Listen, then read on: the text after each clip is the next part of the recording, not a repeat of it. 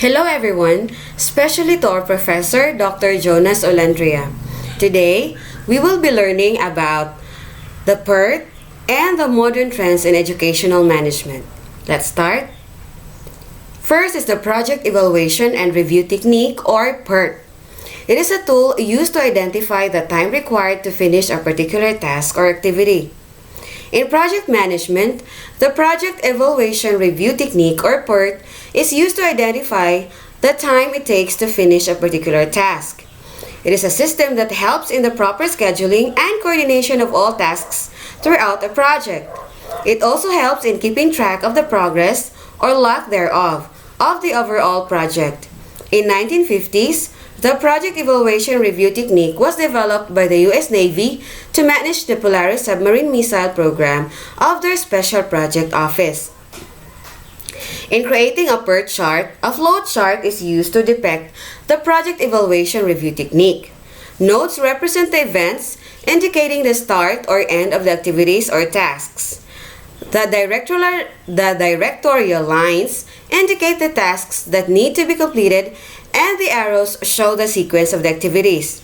There are 4 definitions of time used to estimate project time requirements. First, optimistic time is the least amount of time it can take to complete a task. Pessimistic time, the maximum amount of time it should take to complete a task. Most likely time, or assuming there are no problems, the best or most reasonable estimate of how long it should take to complete the task. And the expected time, or assuming there are no problems, or there are problems, the best estimate of how much time will be required to complete a task. There are several terms used in PERT. We have slack. It refers to the amount of time a task can be delayed without resulting in an overall delay in completion or other task or the project. Critical path indicates the longest possible continuous path from the start to the end of a task or event. Critical path activity. It refers to an activity without any slack. Lead time refers to the amount of time needed to finish a task without affecting subsequent tasks. Lag time. The earliest time by which a successor or event can follow a prior event. Fast tracking. It refers to handling tasks or activities in panel. Crushing critical path, shortening the amount of time to do a critical path. How to implement a PERT? We have to identify the different tasks needed to complete a project. Make sure to add this in the right order and indicate the duration of each task. Create a network diagram. Use arrows to represent the activities and use nodes as milestones. Determine the critical path and possible slack. We have here advantages of PERT. It helps maximize the use of resources. It makes project planning more manageable. It's useful even if there is little or no previous schedule data. It enables project managers to better estimate or determine a more definite completion date. And how about the disadvantages? In complex projects, many find PERT hard to interpret. So, they may also use a Gantt chart, another popular method to project management. It can be tedious to update, modify, and maintain the PERT diagram. It entails a subjective time analysis of activities, and for those who are less experienced or biased, this may affect the project's schedule. Now, knowing the time it should take to execute a project is crucial, as it helps project managers decide on other factors such as budget and task delegation. No matter how big or small a project is, estimates can be too optimistic or pessimistic. But using a PERT chart will help determine realistic estimates. Here are the resources I have used in my research. Let's go now to modern trends in educational management. Here are some key modern trends in educational management. The first is the technology integration. Technology plays a vital role in modern educational management, especially nowadays in the 21st century, as what we are using today. Data-driven decision making. Educational institutions are now utilizing data to drive decision-making processes. Third, focus on student learning. The focus is shifting from a teacher-centric model to one that prioritizes the needs and interests of students, or student-centered learning. Collaborative leadership. Effective educational management now involves shared decision-making, collaboration among administrators, teachers, parents, and community. Emphasis on social and emotional learning. Recognizing the importance of holistic development, educational management has placed a greater emphasis on social and emotional learning. Equity and inclusion. Educational management is increasingly focused on promoting equity and inclusion in schools and colleges.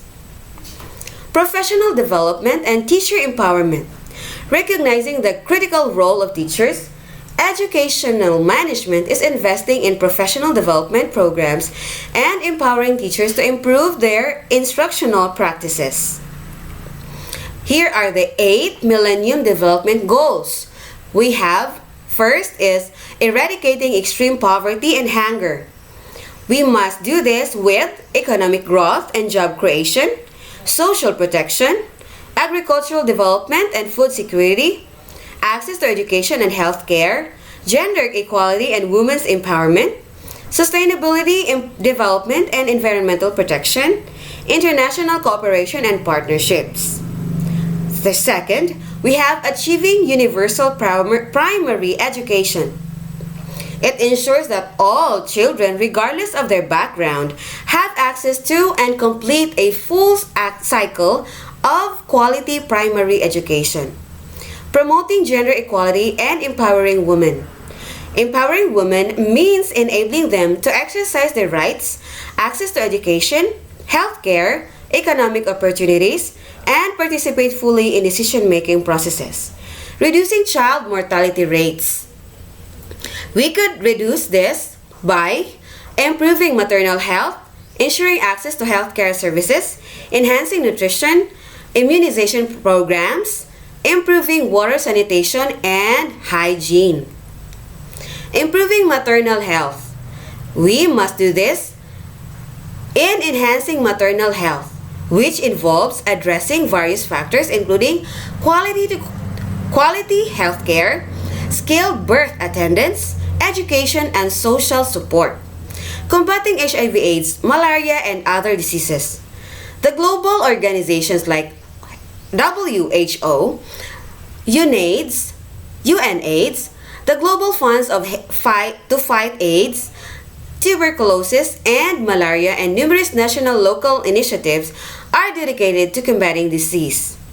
Additionally, ongoing research and development aim to discover new treatments, vaccines, and preventive measures to further implement health outcomes. Ensuring environmental sustainability.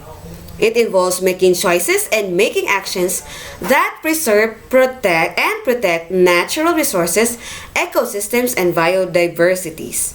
Developing a global partnership for development. Such partnership involves collaboration between governments, international organizations, civil society, and the private sectors to mobilize resources, share knowledge, and coordinate efforts towards sustainable development worldwide. A good education management should not avoid this challenge. Rather, it should make itself fit and well equipped to the changing needs of the society and to make all facilities available to students. In this way, we may achieve the key goals of education institutes in 21st century. These are my resources, and thank you so much for watching. May God bless us all.